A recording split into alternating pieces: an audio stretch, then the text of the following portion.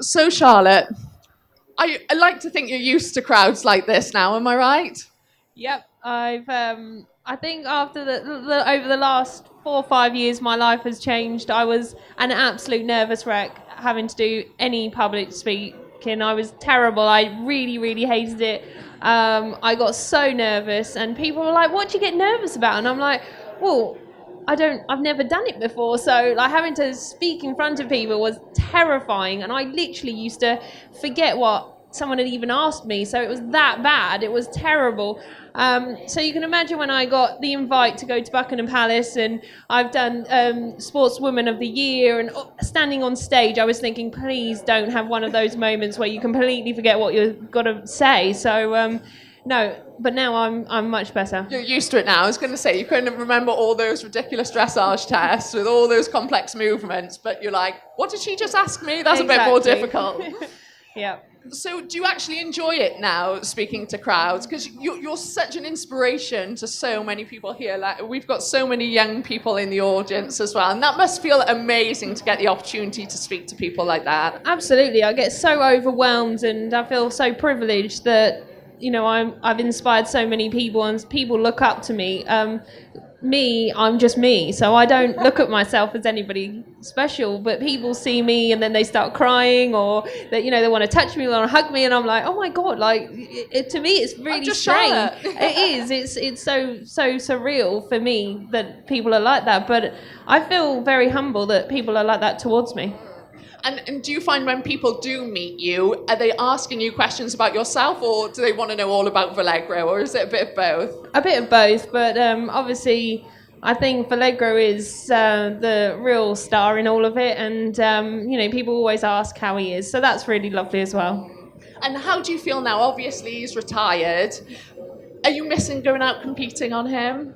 Absolutely. I think it's so hard to prepare for a show, not have him, you know, being washed and bathed and, you know, there, and then when you load the lorry up and you look back and you still see him in the stable, it's still... Oh, is he looking over the stable door like, Mum, please let me come? He gets so angry. He's standing there bobbing his head like, I'm here, and I'm like, I know. Still got it. He, you know, he would love to still be doing it, but, you know, I felt I'd had 5 years of, you know, top level Grand Prix. He's now 15, even though he doesn't look it. You know, he's a happy, healthy horse.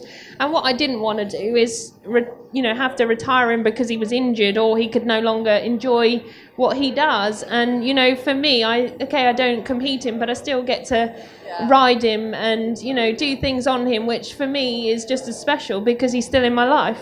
Yeah, of course. And how do you know when it's the right time to retire a horse like that? Because you and Carl, I presume, sort of made the decision together. You want a horse to go out at their peak, but then you feel, oh, is there more we can do together? So how did you make the decision to retire him? I think it was more a decision I made than Carl and I made. It was a decision that the pressure and the expectation became so immense. It was unbelievable to, you know, think all the competitions he had done, he had pretty much been unbeaten. Yeah. And it got more and more and more. And he won everything there was to win. There was nothing else for him to do or achieve. And I felt, you know, he was going to be 15 this year. He'd hit his peak. He'd, you know, done that. He could do no better. And I didn't want him to be remembered as a horse going down the ladder. I wanted him to be remembered as being the best horse there was, and, you know, remember him for being as special as he is. And that meant more to me than trying to keep going with him to win more medals. I probably could have gone and won more medals this year with him, but, you know, I didn't want to be greedy. I didn't want to take that away from him. I wanted him to be the best he is, and, you know, and I just felt right. In Rio, I made the decision, and it was literally the day before the individual test, and I said to Carl, if all goes to plan, this is it. This is going to be my final ride. And he was like, you can't say that. And I was like, no, it just felt right. That's when I made that decision. And I literally cried that whole day. And the day of riding the individual, people kept coming up to me, touching me and saying, I believe in you. I know you can do it. And I literally just cried. And put the pressure on myself, and I never ever get nervous, but before going in that arena to do that test, I have never felt nerves like it. My heart was going through my chest, and you know when you feel like I've never suffered with nerves, so I've never experienced it, and I felt like my legs were like jelly, and I was like, oh my god, I'm not sure I'm going to be able to do it. And when I went round the outside of that arena, it was as if Valegro held my hand. He reassured me, and literally from start to finish, it was the most amazing ride. But it's that partnership, I think, that you'll always be remembered for, isn't it? And like you say, you felt like he was holding your hand. I have no doubt he felt that you were holding his hand as well. And that's what made it so special. Do you think you'll ever find a partnership with another horse like you've had with Valegro? I think every horse I ride, I always have an amazing partnership. I find a bond of, you know, I love that. That's why I love riding my young horses, because I love getting that partnership, that connection, really getting to know your horse. You learn what he can and can't and what he's afraid of, and you know, some horses are obviously braver than others. But I think with Valegro, what is so special is the fact that we did the journey together. I knew nothing, he knew nothing, and between the two of us, we achieved everything we did knowing nothing. You know, we had no experience. We had nobody knew who we were. All of a sudden, we kind of went, you know, we did the first Grand Prix, 2010. 2011, I was on the European team winning gold with the team. Then I won Olympia, and I started, you know, doing Grand Prix. My first Grand Prix, 74%. By the end of the year, I was on 80%. I'd achieved so much in just 1 year. I'd, you know, done pretty much 2 years of my life. I had achieved my dreams. I was like, you know, blown away that I'd actually achieved all that.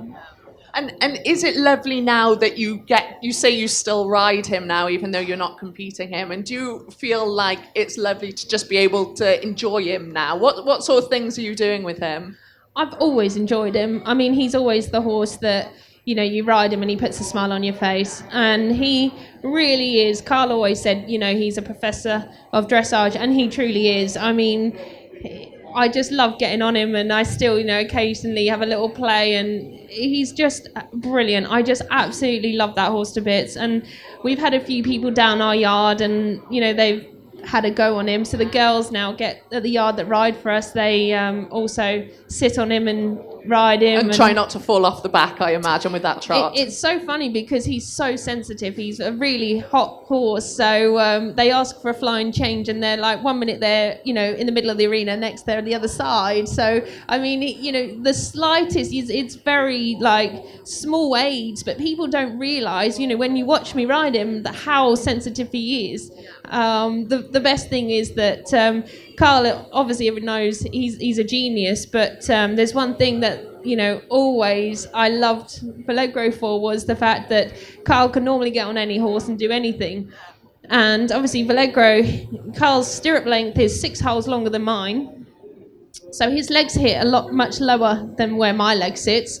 And the one temp he changes, Carl could not get.